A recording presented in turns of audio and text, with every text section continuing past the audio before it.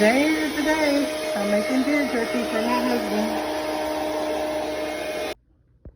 After many rinses, I've rinsed and rinsed and rinsed this meat to get some of the blood out. I'm also going to soak it in some apple cider vinegar, okay? Because I want to get as much of this blood out as I can.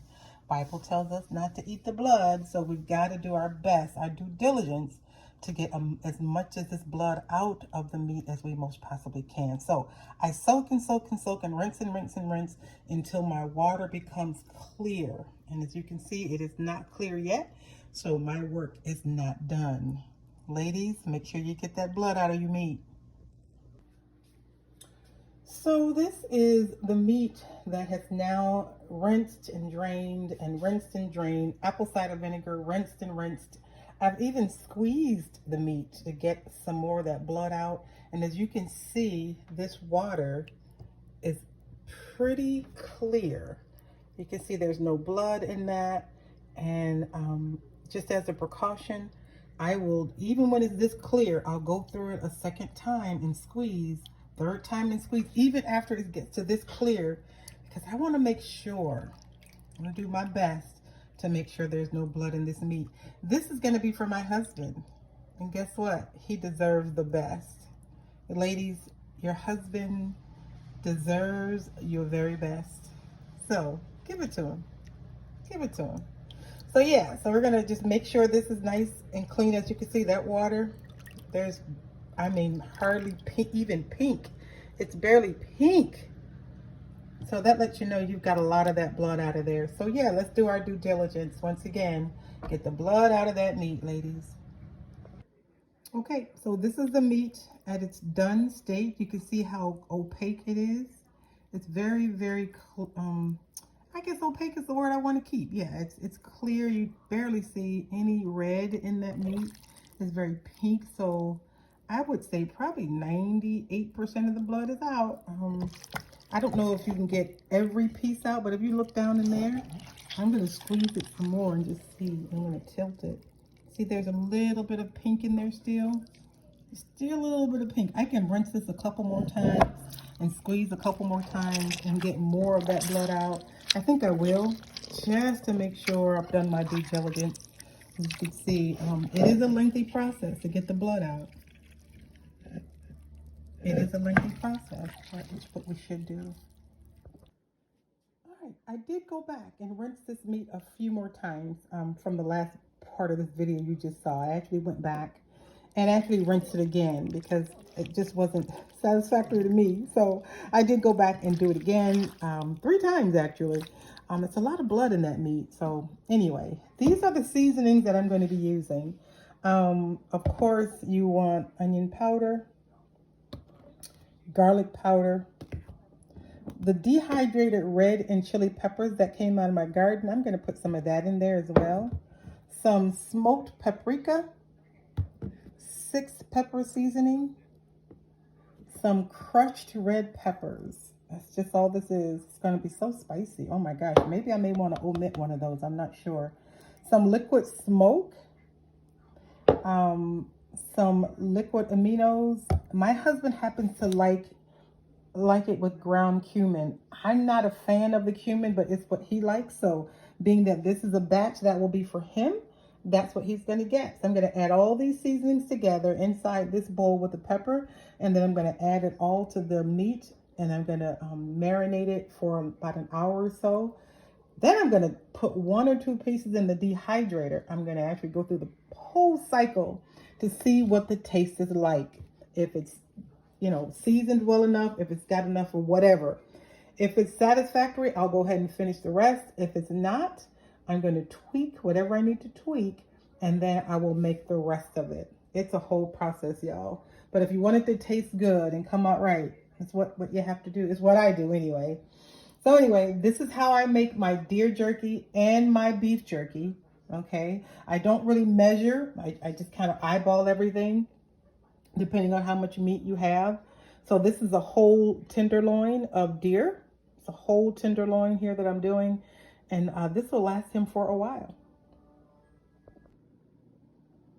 So this is one of the seasonings that I'm going to be using. It's peppercorn. And I want these peppercorns to stay somewhat large. I don't want them this large, as you can see, but I want them cracked. But I want them to be in still pretty big pieces where they're not crushed or ground. So I will crush them, but I won't ground them into a fine powder. I kind of like these because it actually adds a good pop. Have you ever had like a blackened fish or blackened meat of any kind?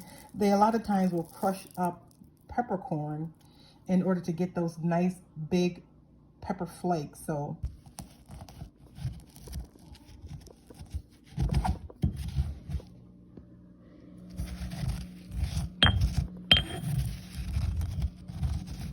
this is what it looks like after I pretty much cracked it all up. I'm going to put it in this jar. I keep my jars and I just relabel them, you know, and just gonna put them in there. I'll put the pepper in here and have it for later.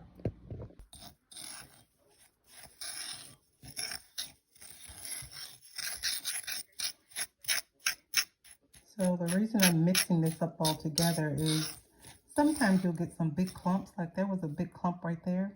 I just want to make sure all those clumps are smoothed out, so when you bite into your jerky, there's no surprise of this big piece of whatever. See, there's another piece right there. So I just go through and smooth it all out, make sure all the big chunks have been removed. And I'm even going to taste this, believe it or not. I'm going to taste this before I even put it on the meat. I just want to see what the flavor is like prior to it being cooked, dehydrated.